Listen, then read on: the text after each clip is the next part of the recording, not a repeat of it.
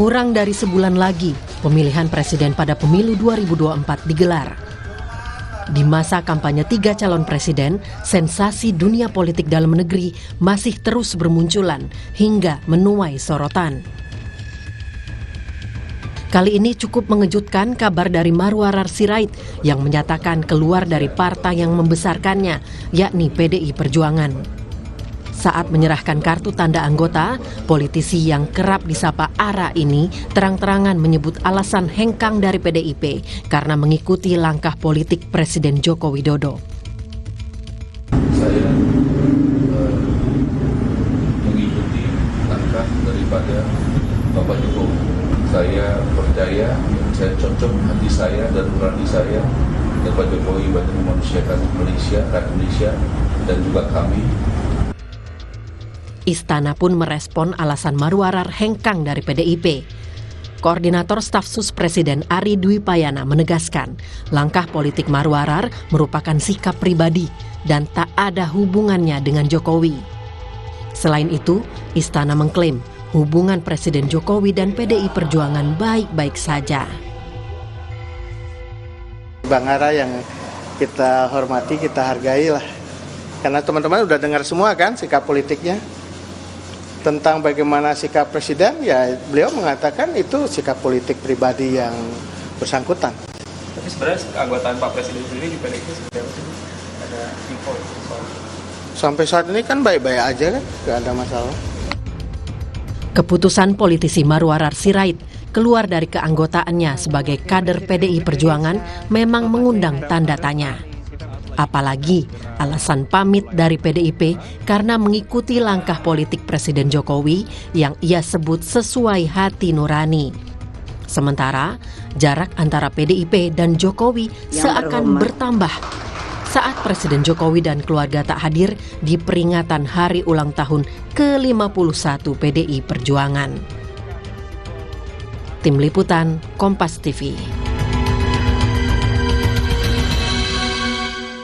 Saudara, politisi Marwarar Sirait hengkang dari PDI Perjuangan yang menyebut mengikuti langkah politik dari Presiden Joko Widodo. Apa yang bisa dibaca dari pernyataan ini dan apa pengaruhnya untuk partai berlambang kepala banteng moncong putih ini? Kami akan membahasnya bersama dengan narasumber yang sudah hadir di studio. Sudah ada pakar komunikasi politik Universitas Nasional, Prof. Lely Aryani. Selamat pagi, Prof. Isti. Assalamualaikum. Sekalian. Sehat ya? Sehat. Dan juga melalui daring sudah ada Sekjen Relawan Projo, Pak Handoko. Selamat pagi, Assalamualaikum Pak Handoko. Waalaikumsalam, selamat pagi Adisti. Selamat pagi Prof. Lely. Pagi, Pak. Selamat pagi, kabar baik ya Pak Handoko ya? Alhamdulillah, sehat. Ya, nanti juga akan bergabung bersama kita menyusul, ada juru bicara dari TPN Ganjar Mahfud, ada Pak Yusuf Lakaseng. Saya coba menyapa dulu juru bicara TPN Ganjar Mahfud, Pak Yusuf Lakaseng. Assalamualaikum, Pak Yusuf. Waalaikumsalam Mbak, selamat pagi. Selamat pagi, apa kabar? Alhamdulillah baik nih. Oke, saya langsung ke Pak Yusuf dulu deh. Pak Yusuf, ini kan bisa dikatakan PDI Perjuangan kemarin politisi seniornya, kemudian Marwarar Sirait ini hengkang dari PDI Perjuangan. Sudah adakah bahasan soal ini kalau dari TPN Ganjar Mahfud ini? Ya, ini sebenarnya adalah masalah internal PDI Perjuangan ya. Saya kan partai Perindo ya, tapi setahu saya sih Marwarar Sirait memang sudah tidak memegang jabatan-jabatan atau posisi-posisi strategis di PDIP. Dan ya ini putusan biasa saja yang harus kita hormati semua ya. Tidak ada yang luar biasa. Di TPN Ganjar juga, di tim pemenangan nasional Ganjar Mahfud juga Marwarar tidak berperan signifikan. Jadi kami tidak kehilangan. Jadi kalau mau dibilang ini juga tidak menambah dan tidak juga mengurangi gitu.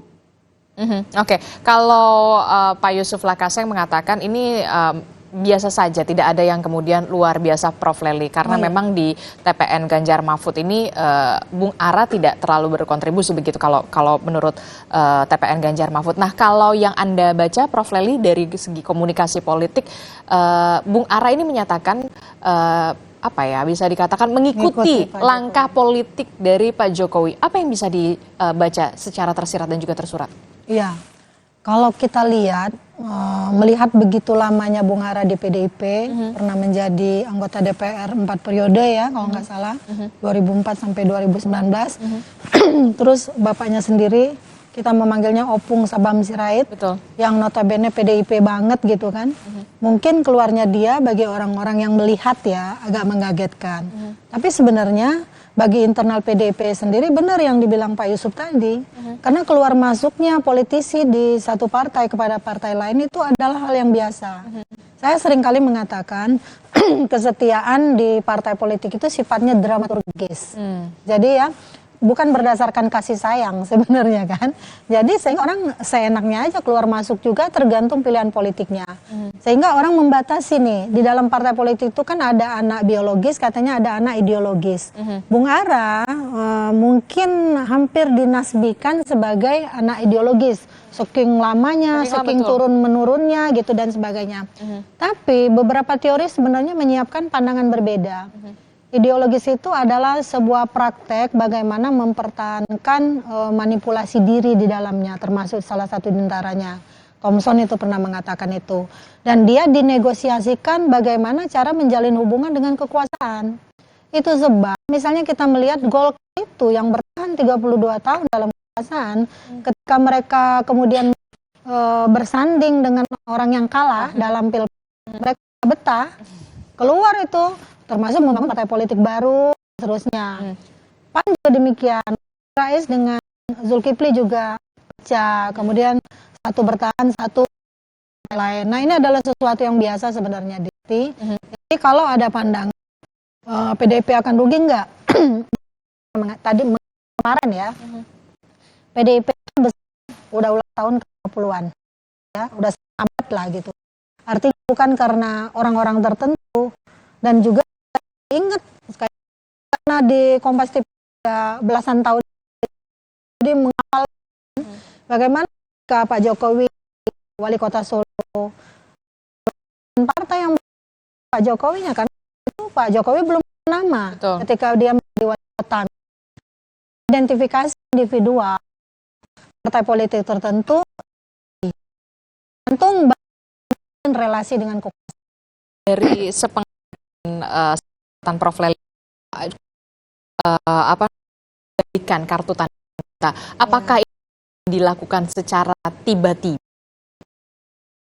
berkontestasi dulu, ya, kalau tidak salah juga sebelum ketemu dengan PDI Perjuangan, ya dulu sempat duduk kalau tidak salahnya begitu. Iya. Anda melihatnya seperti saya bilang ini negosiasi itu. Apakah bisa bertahan dalam suatu kelompok nyaman lagi tidak? Ataukah dia lebih milih berada di kelompok lain, kemudian bisa dia punya relasi Pak Jokowi. Nah, barang menyebabkan barang juga ya dia dengan Bu Mega kita tidak tahu, dia tidak berharap pada Pak Jokowi lalu kemudian minta saran. Di Jokowi terbuka, PDIP juga saya terbuka di ketika dia anggota ya ketimbang orang apakah loh. Jadi kita akan mengurangi dari bawah yang kesetiaan gitu ya. Pak Handoko Projo bisa mengatakan bahwa kemudian PDI Perjuangan mengikuti langkah. Nah sebenarnya ini kemana Projo? Ya, kami dari apresiasi langkah yang demikian keputusan keluar biasa Hmm. memberikan gambaran makin jelas bagaimana nasional hari ini. Jadi kita para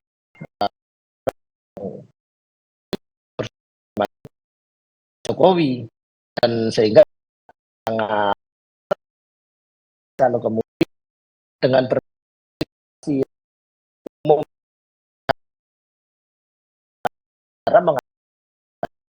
tegas yang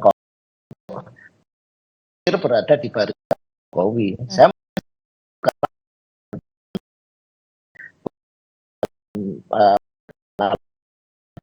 orang yang main berada di garis profil persen. Jadi saya sebenarnya ini bisa ada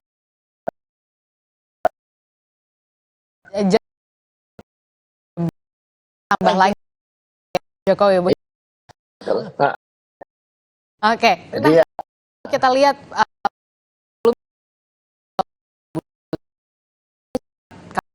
deklarasi Januari 20 lagi dukung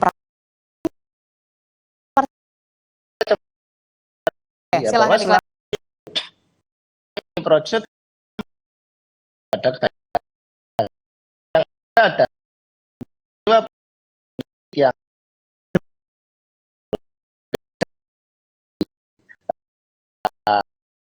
hanya project itu kan bilang ojo gitu, dan itu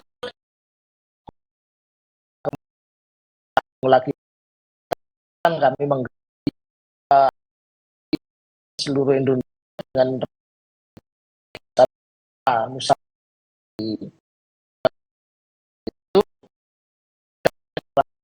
itu pun pas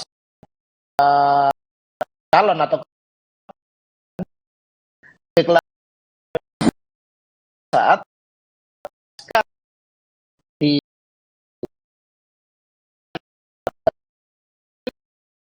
negara kami ke negara kan dukung ada, jadi juga tidak pernah kepada sehingga melakukan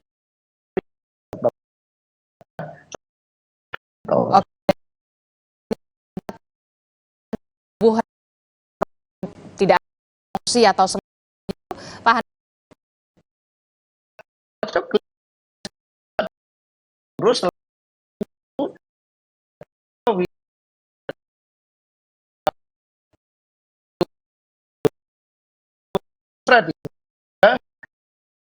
untuk sekarang dengan ini kan orang bisa mungkin langkah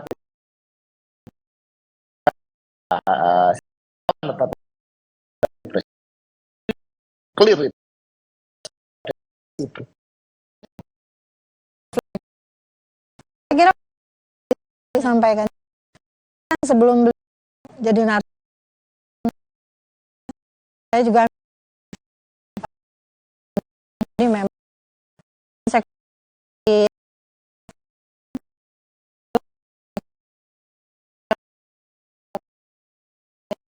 tinggalnya bukan hanya kan hukum lihat bahwa itu bisa secara ketua di apapun 14 dia dari partai politik juga kan hubungan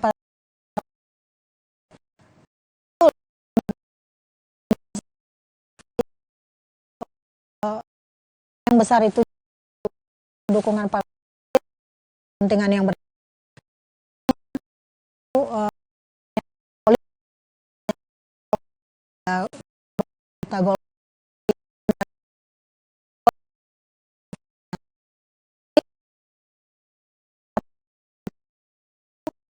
garis bawah.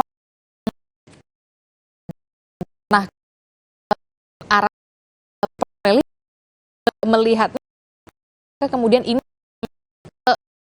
atau Long hegemonik itu bisa orang menguasai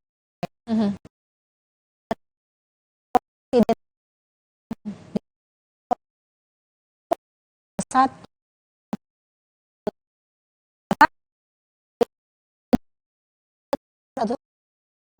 kan saya mendengar para pindah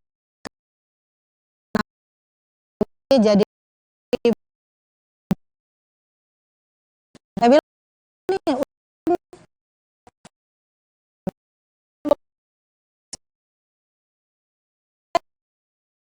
itu sendiri itu.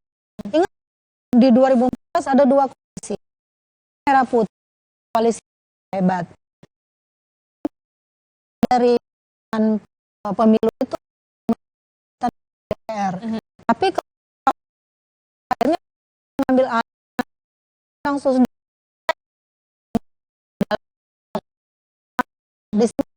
dan kita bahas. Lalu kemudian Golkar berada di koalisi merah putih.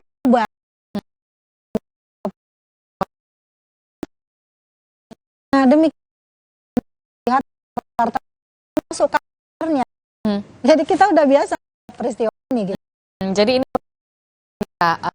mengatakan ini ada kecil urusannya bagi PDI Perjuangan tengah hantaman berbagai konfigurasi kekuasaannya. Jadi sudah melihatkan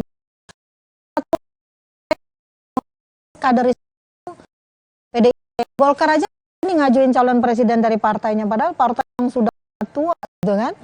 PDIP berani ajukan Jokowi, kader-kader lain di daerah, masuk Gerindra berani Pak Demokrasi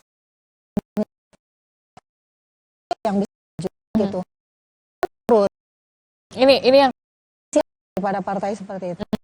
Oke, kalau tadi kan bisa diberikan tadi kalau Elis Jokowi. Nah, kalau Handoko pakai berkomunikasi arah setelah ini bisa dikatakan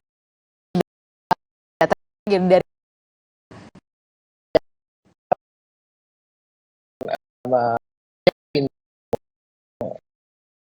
partai politik kata Bung adalah perjuangan alat si kesejahteraan rakyat dan maka menggunakan dalam melakukan dan saya sampai 2000 ini nanti komunikasi lebih lanjut dan Bung Ara akan memainkan penting dalam 2020 barisan seperti nanti rencana untuk ya Pak Handoko itu hal yang biasa itu karena Pak ini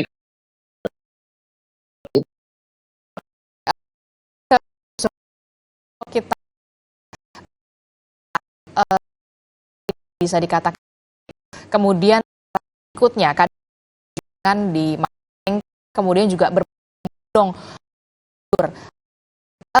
kalau kita lihat Bung A kemudian memelihara konvennya gitu ya di kemudian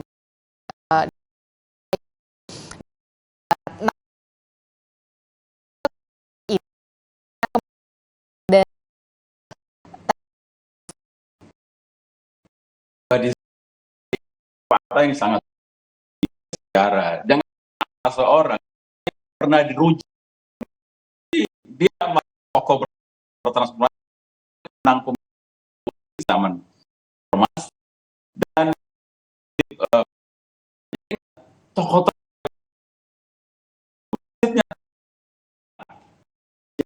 Laksamana dan ketika semua langsung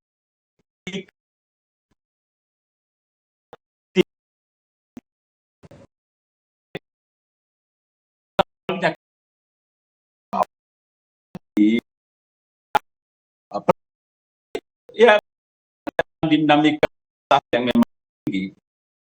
Budiman merasa besar membuat peran sehingga mencari kemudian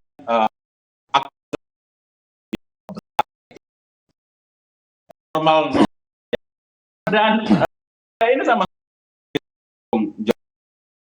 banyak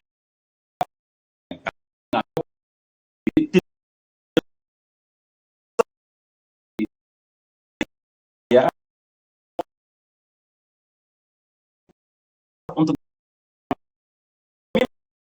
mungkin kita bagi pendapat itu tapi tidak guna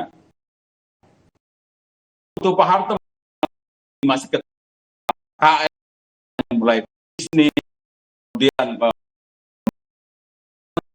maka yang sistematis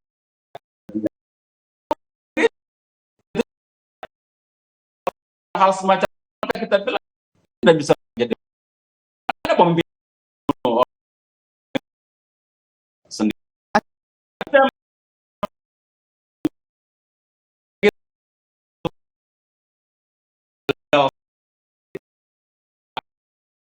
hal lain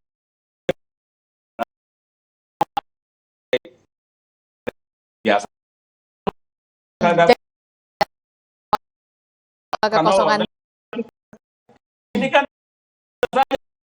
dari mana lo itu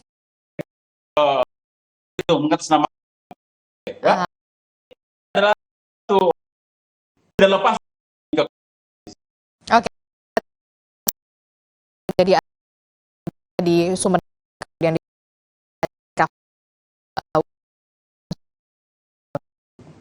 sama sekali tidak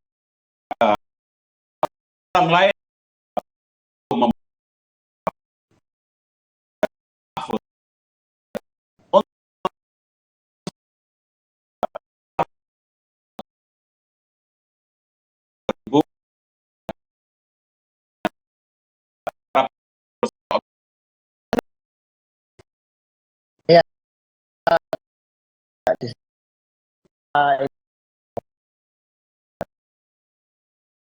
Begini ya, di Bang Yonatan, bahwa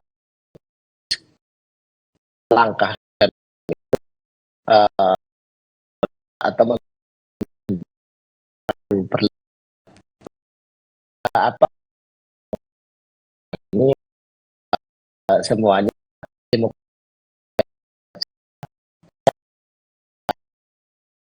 menurunkan hak semua apa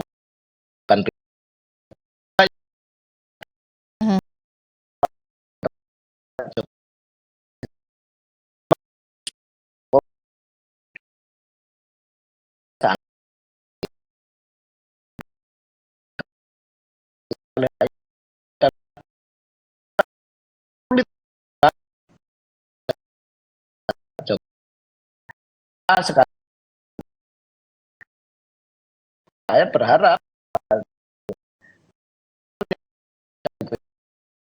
Bung Ari ini ke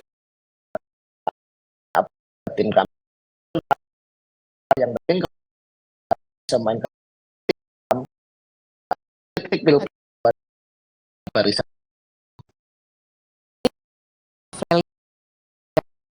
Yusuf juga mengaruh besar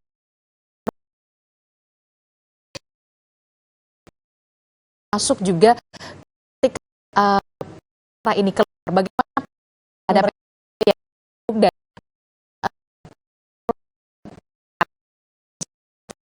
tetap sampai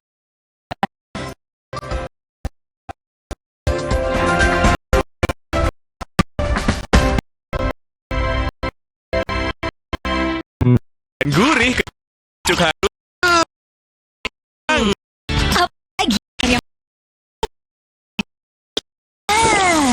Cuma teh pucuk harum. Pucuk harum. Jalan.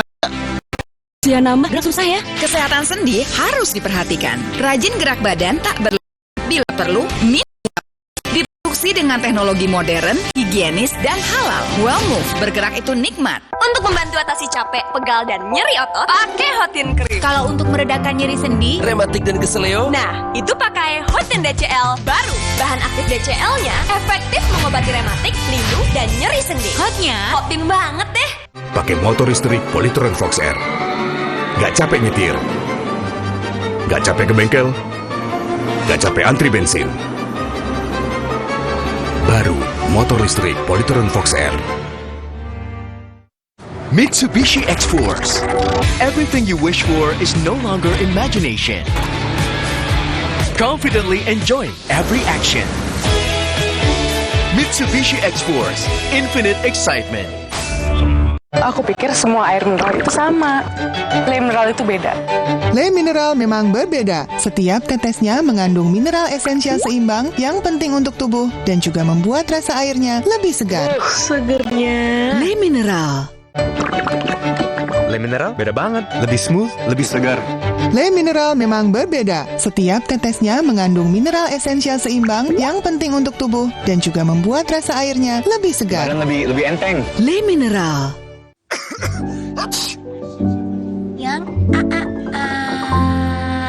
Jangan ada flu dan batuk di antara kita. Minum Siladex Flu baru. Aktif redakan 5 gejala flu dan batuk. Baru Siladex Flu. Aktif redakan flu dan batuk. Produksi Konimax. Nama saya Yanti. Saya bekerja sudah 27 tahun di pabrik Aqua yang didirikan Pak Tirto. Kami betah, soalnya Aqua selalu kasih 100% buat kami. Aqua juga jaga sumber airnya supaya 100% murni. Seperti Aqua, kami berdedikasi 100% untuk Indonesia. Aqua, 100% murni, 100% Indonesia. Terasa gigi ngilu kalau minum dingin, terus kondisi gigi sensitif. Jika dibiarkan lebih lama, ada kemungkinan untuk memburuk. Sensodyne memberikan perlindungan hingga 24 jam. Saya merekomendasikan Sensodyne untuk perawatan gigi ngilu. Kata orang, gue itu si paling kerja, kencing seharian, tiba-tiba sakit kepala. Oskadon, oke buat sakit kepala. Bekerja aktif di pusatnya, dapat diminum sebelum makan, tanpa ngantuk. Oskadon, solusi oke, lengkap redakan sakit kepala, pancenoye.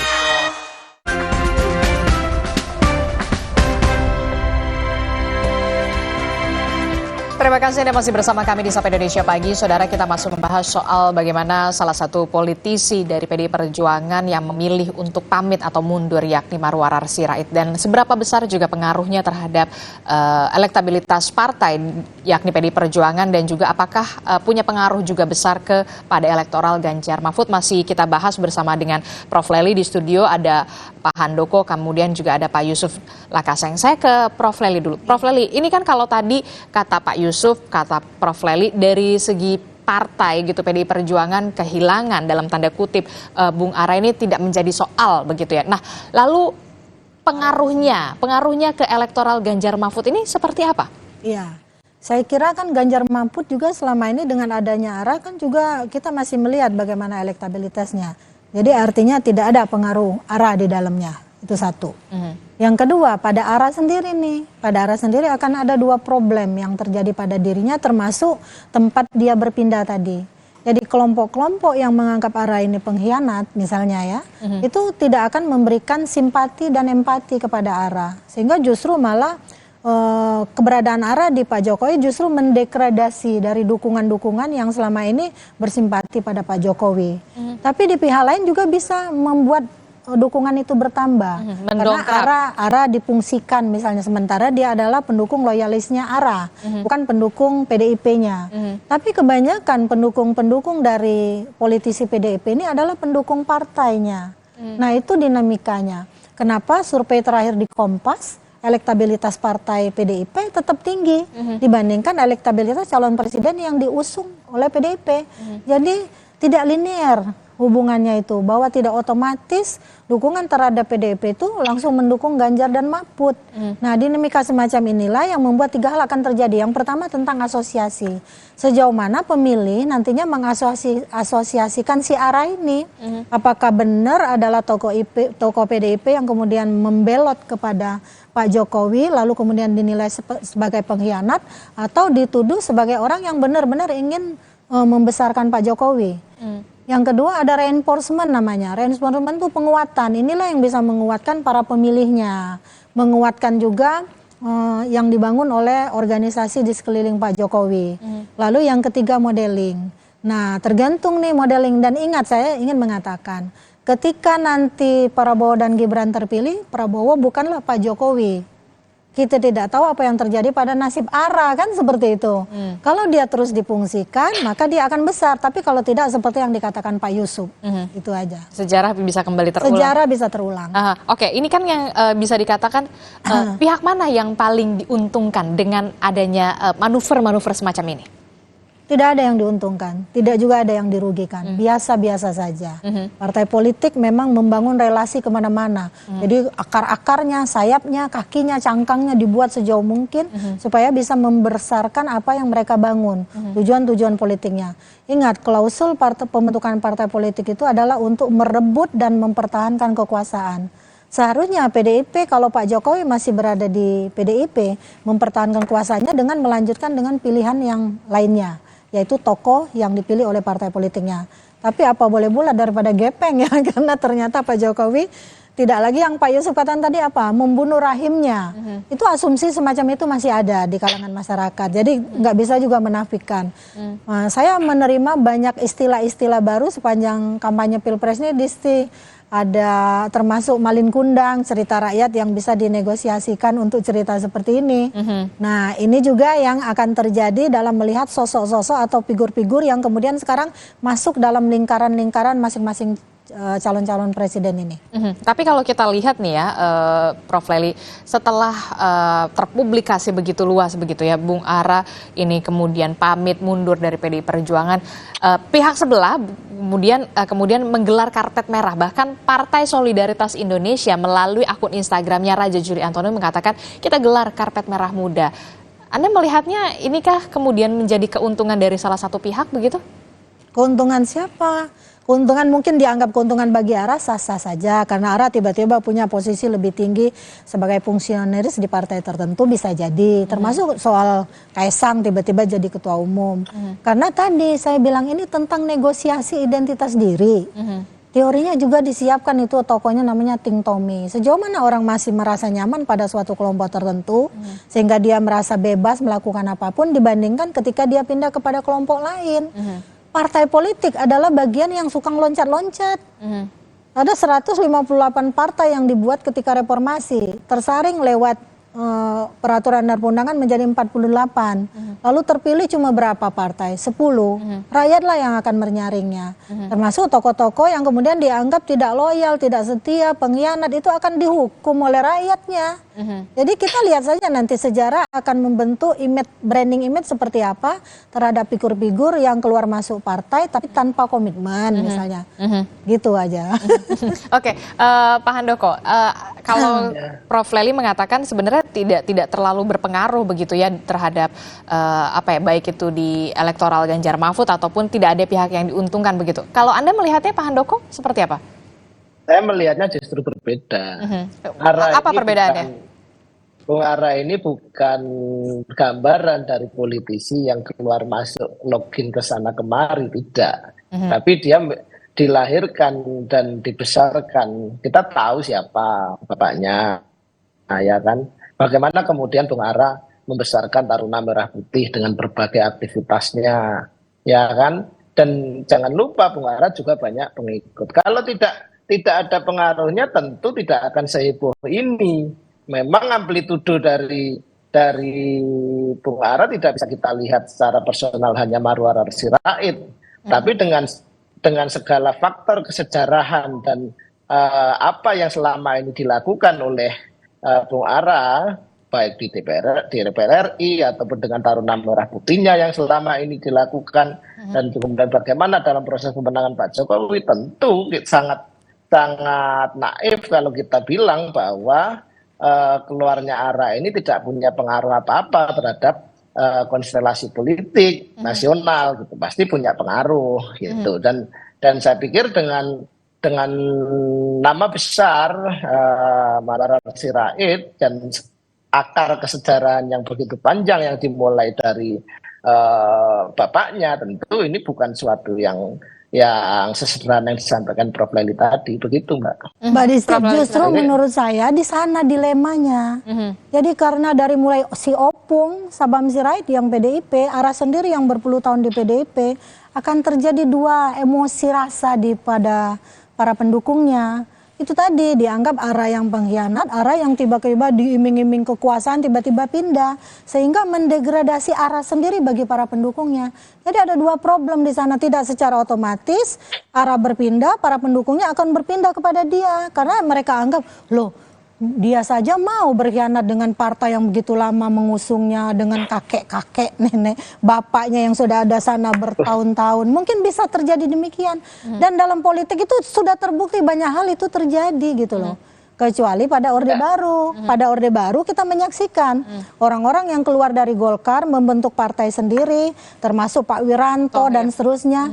Apakah bisa eksis? Tidak. Jadi yang besar, Golkar itu diobok-obok setelah 32 tahun berkuasa, ditentang lewat reformasi, tetap paling nomor urut 2 atau 3 paling rendah. Oke, akarnya masih ada di partai dalam. politik dari nomor 1 bisa turun ke nomor 5 dan 8 loh gitu. Oke, silahkan Itu Pak Handoko. persoalannya. Ya, saya begini ya. Itu nanti akan kita uji dalam bagaimana publik menilai. Orang kan juga tahu dengan berbagai hal yang dialami Bung Ara, misalnya. Yang puncaknya misalnya paling heboh lah, paling heboh waktu itu beliau di 2014 sudah pakai baju putih, kemudian mau dilantik jadi menteri, kemudian nggak jadi, dan berbagai peristiwa lain misalnya. Itu tentu saya meyakini jauh sekali Bung Ara ini kemudian dipersepsikan orang sebagai pengkhianat. Kalau saya meyakini itu, karena justru dengan selama ini Bung Ara menunjukkan bagaimana loyalitasnya terhadap partai, bagaimana gentleman dia, segala macam itu. Sehingga saya pikir terlalu jauh kemudian orang akan menganggap Bung Ara ini sebagai pengkhianat gitu. Oke, Pak Yusuf. Tapi akan melihat sebagai seorang yang memang memiliki ketegasan dalam menentukan sikap seperti itu. Oke, Pak Yusuf, kalau tadi Pak Handoko bilang katanya kalau misalkan tidak punya pengaruh yang sebegitu besar tidak mungkin seheboh ini. Ya, ini juga nggak heboh, biasa aja. Sebenarnya Ara ini sedang melakukan perjudian politik dalam karir politiknya, dalam perjalanan politiknya ya. Kenapa Anda mengatakan seperti itu? Ya, karena begini, ada fakta sejarah, semua orang yang keluar dari PDIP itu tidak menjadi besar. Langsung jadi orang-orang kecil semuanya. Karir politiknya mati. Ya, saya contohkan tadi. Roy Bejani, Laksamana Soekardi, Eros Jarot bahkan juga salah satunya.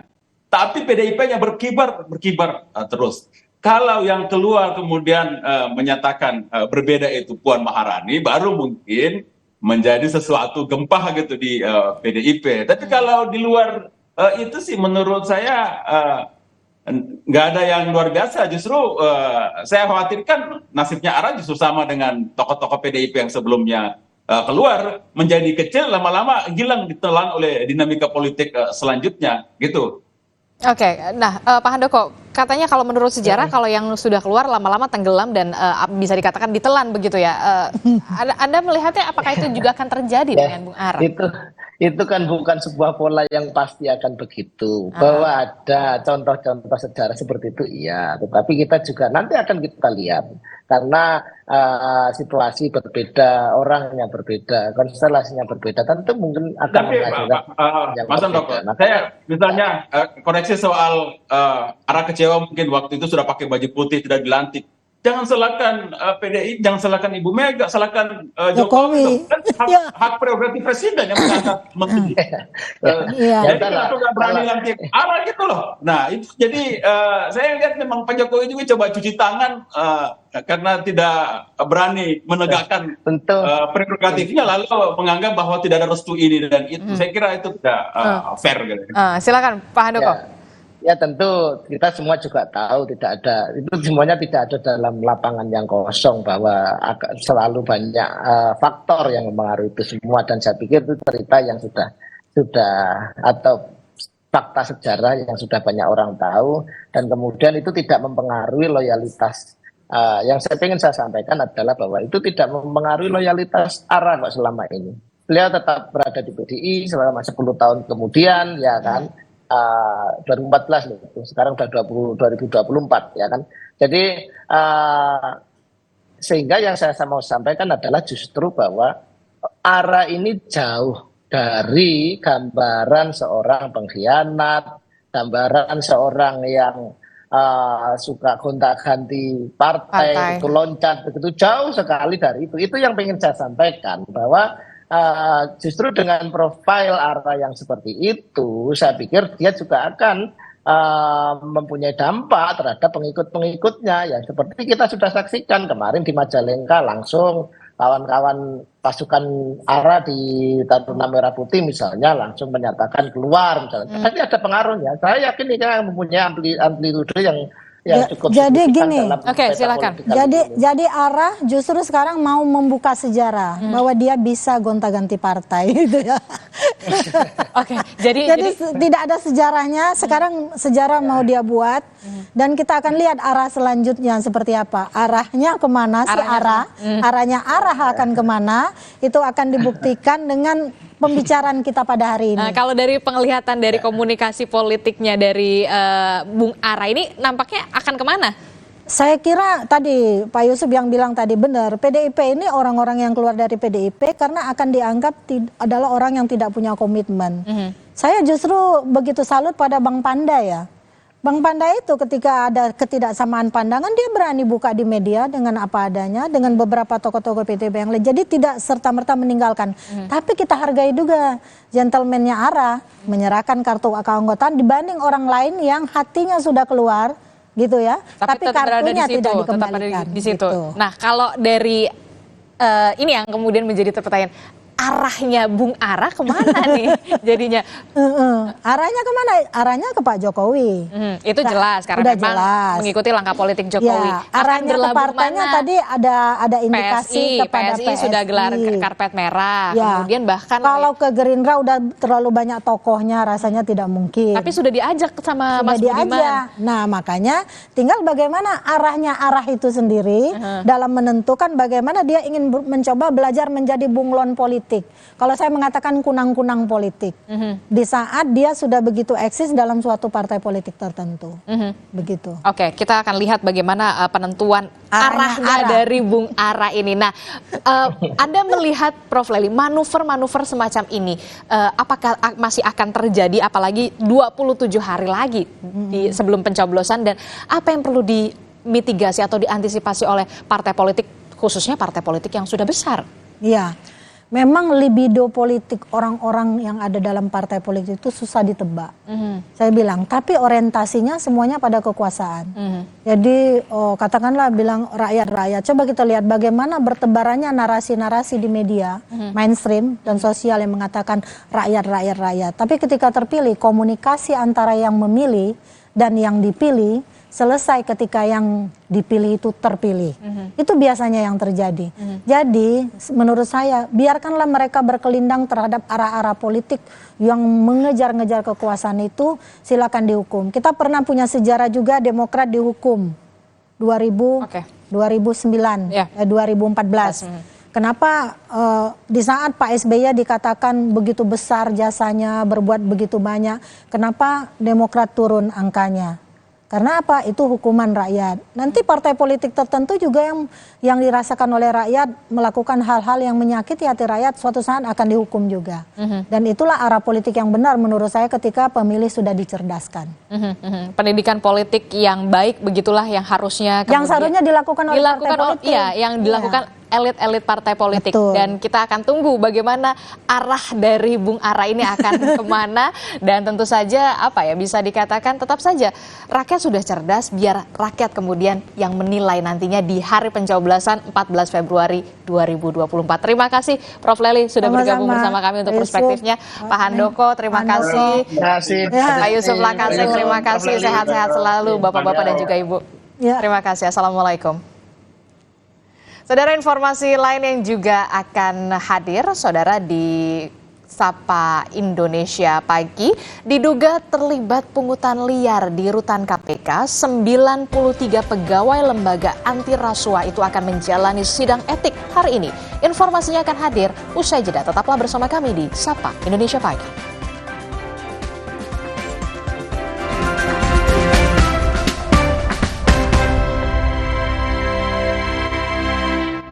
Kirain kok taunya Fresh Care Smash yang lagi viral. Fresh Care Smash 4-in-1, tren baru. Double inhalernya unik, no